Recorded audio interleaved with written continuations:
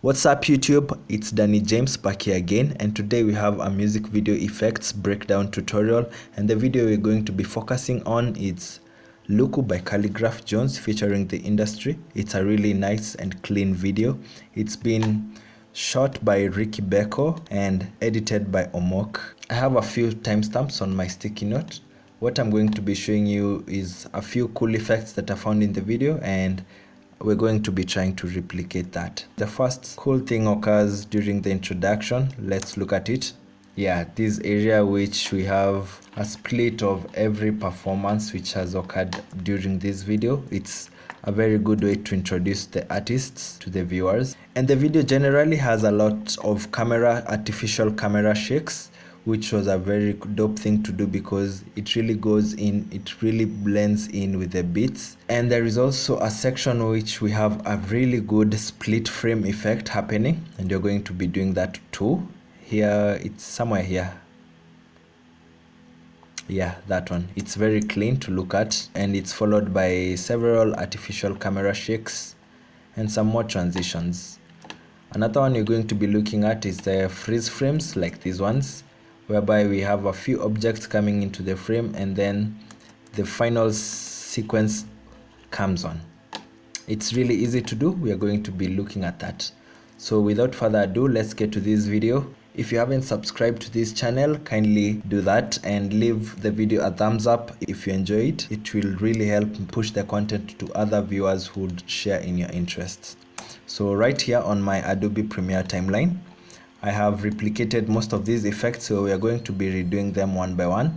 For the first effect that I'm going to be breaking down, it's the introduction for every artist. It's very easy. Just click on one of the clips. I have dragged a few clips of each artist who appears in the shot.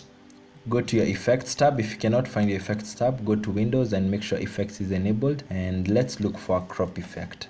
Drag and drop it on your layer, and let's go to the effect controls to make the adjustments. I'll try to position the artist whereby we'll be able to see a portion of him at least, something like that. I like this ratio of 38 and 36.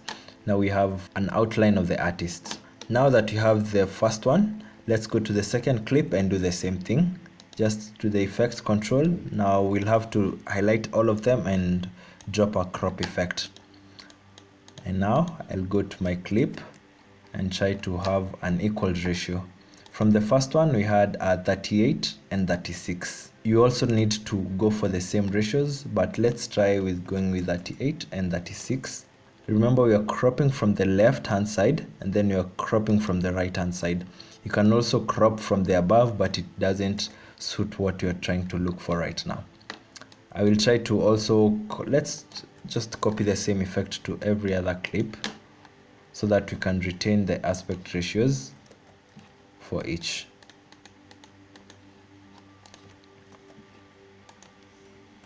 Sorry, I hope that wasn't confusing.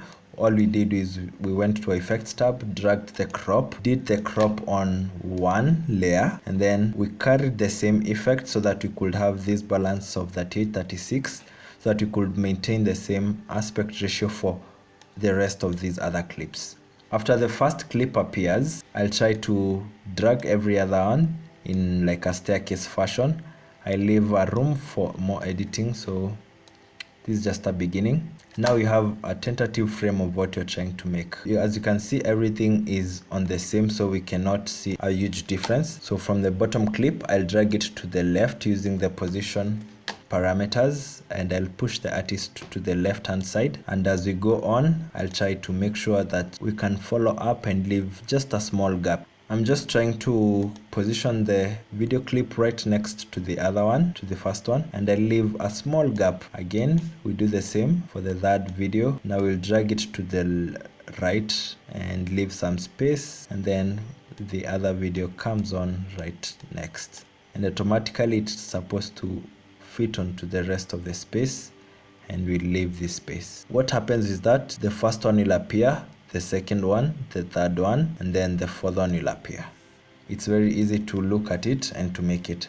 The second effect I'm going to be demonstrating is this artificial camera shake that happens throughout the video. I have this clip. I'll go to my effects tab and look for sapphire shake. Just write sapphire shake. It requires a sapphire plugin which you can easily find online. I have a website which you can find it. Just go to your browser and look for Boris FX Sapphire download. You can find through this website filehost.com, and you can get it for free. And what you're going to be changing under effects controls, so you see it's called S and then shake. It means it's a sapphire shake, and it's more like a preset which has been pre-calculated. All you have to change is the values for the amplitude, and the higher the value, the more rigid and rough the look comes off. Like in this case, you can see what it makes it look.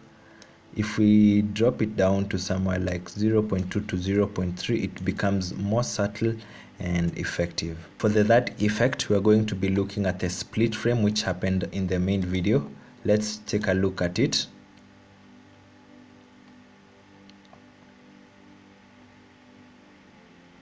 Yeah, that's it.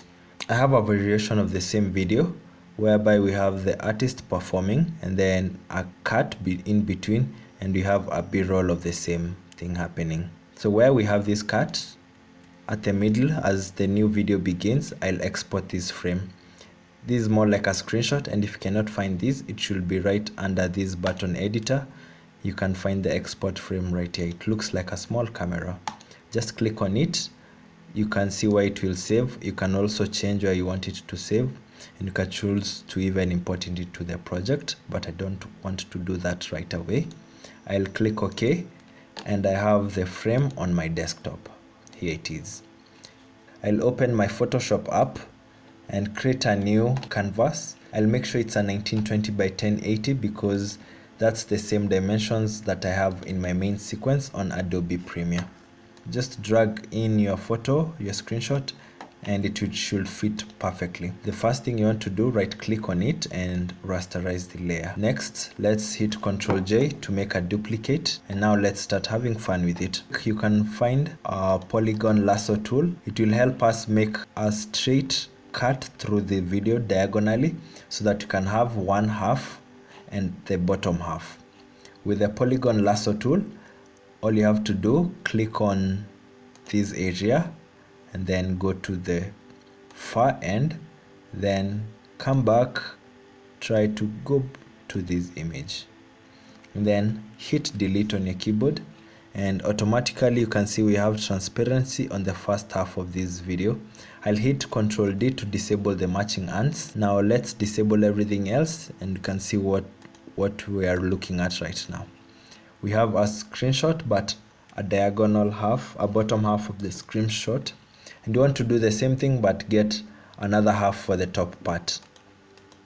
It's very simple. You can do the same thing manually, but click on this layer. Make sure you've clicked on this layer. Hold Control on your Windows and Command on Mac, then click on the layer above, then hit delete. What happens? You get to delete the other part which wasn't selected. Now let's preview our two layers, one layer and the other layer.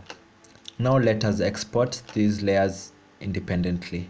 I'll disable everything else, and then let's go to File, Export, Export As. Make sure you're exporting a PNG file and that transparency is enabled. Hit Export All, and you can name it whatever you want, top half. We're going to the other slide. Click File, Export, Export As. Basically we're doing the same thing. Next half, I'll name it the next half. In Premiere, I'll go to my desktop and drag the two PNG files, drag and drop them into my project bin, and also drag them into my timeline. As soon as the transition begins, I'll make sure my PNG files begin also there. Let's disable the visibility of the video below so that you can see what you're working on. I'll also disable visibility for one of these images so that you can see what you're really working on. Want to go to your effect controls. The adjustment you're going to be making is for the rotation. The only problem that we find now is that the rotation happens with respect to this central axis. We need to change this anchor point and take it to the top right area. If we do that, it should change, the cursor should change as soon as you hover above it, and let's take it to the top right area of the program monitor. Now if we make changes to the rotation, it happens with respect to that area. Let's add a keyframe for rotation. Go 20 frames later on. I'll hold shift and then hit my right arrow key. 1, 2, 3, 4. Now I am 20 frames later on. Let's adjust the rotation and it goes like that. I'll cut the remainder of the clip and I'll do the same thing for the bottom half of this clip. I'll re-enable that clip, go to my motion, change the anchor point. Let's disable the one that you've already done so that you cannot get confused. We'll change the anchor point into the same area that we did with the other file. Then add a stopwatch to the rotation. Go 20 frames later on, change the rotation and it goes upwards, and cut the remainder of the clip. Now let's preview this animation. It happens a bit fast, so I'll try to space out the keyframes.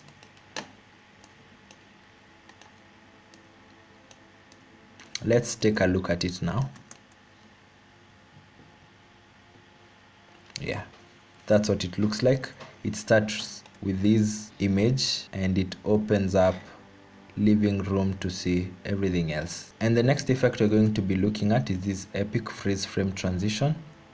Now I have the two clips, one artist and here's the main artist. What you want to do, where the transition begins, let's hold Alt and duplicate this clip, the clip of whereby we have this hanger, we have everything happen, we have this wrapper. As soon as you're where the transition begins and you made this duplicate, right click and add a frame hold. What that happens, you have this frame which doesn't change at all.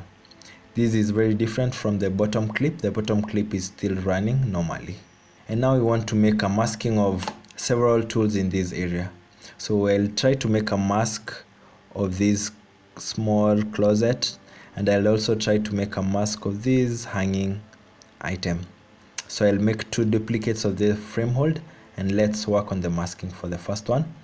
Go to your opacity, it should be right under effect controls, and enable this free draw bezier. I have a full tutorial on the basics of using the pen tool, so in case you need to watch that, you can follow it on my channel. Let's try to make an outline of some area in this shot. It doesn't need to be perfect, so I'll make a rough mask quick.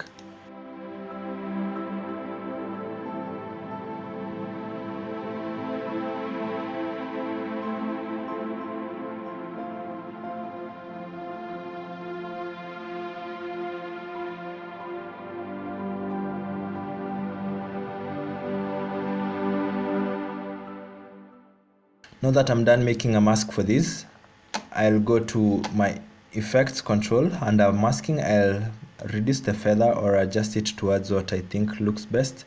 And this is what it typically looks like. I'll disable the output for the rest of the video layers. This is what we have. Now I'm going to try to make an outline of something else in this frame.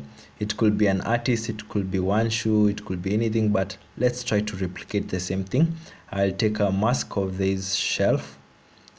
I'll go to opacity, make sure I take my free draw bezier, double click on my program window to get on full screen.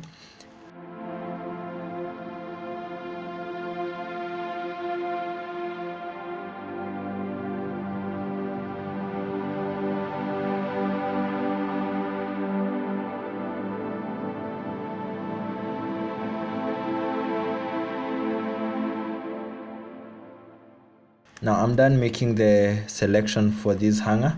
If you really need to see what has been highlighted, this is what it looks like. Just a small portion of this hanger. It's all of it. I'll reduce the feather to around 5 to 8, but it's alright. I'll let it stay at 10 and I'll re-enable everything now. If we disable the video below, we have the two masks. We have one for this hanger and we have another mask for this small closet with the shoes. Now it's a matter of animation to make it look very dope. Again, since you are about to begin this transition, in this case we'll need these two frame holes to begin before we get to the video. I'll cut them down to about 20 frames. 1, 2, 3, 4.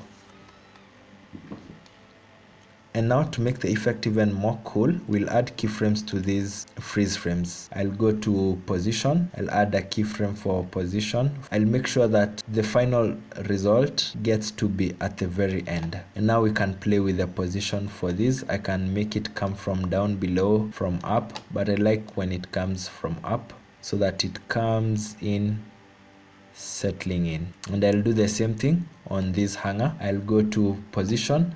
I also want to play around with the scale a bit. I'll drag these two keyframes, the first two keyframes, since that's the final output we want it to be at. But now it can start anywhere. It can even start right here in the middle. It could even start if it's a little bit scaled in so that it pops in like this. Now we have it. Let's preview this animation. Now that looks really dope. It's a freeze frame transition, but it has a few more elements which make it look very interesting. The same thing we've done here reappears in the same video at 3:19. Let's look at it.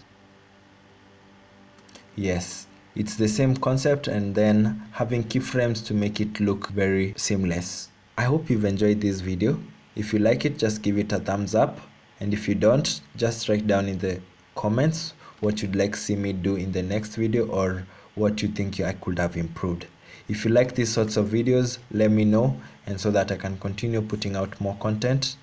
Make sure to stay creative, and cheers.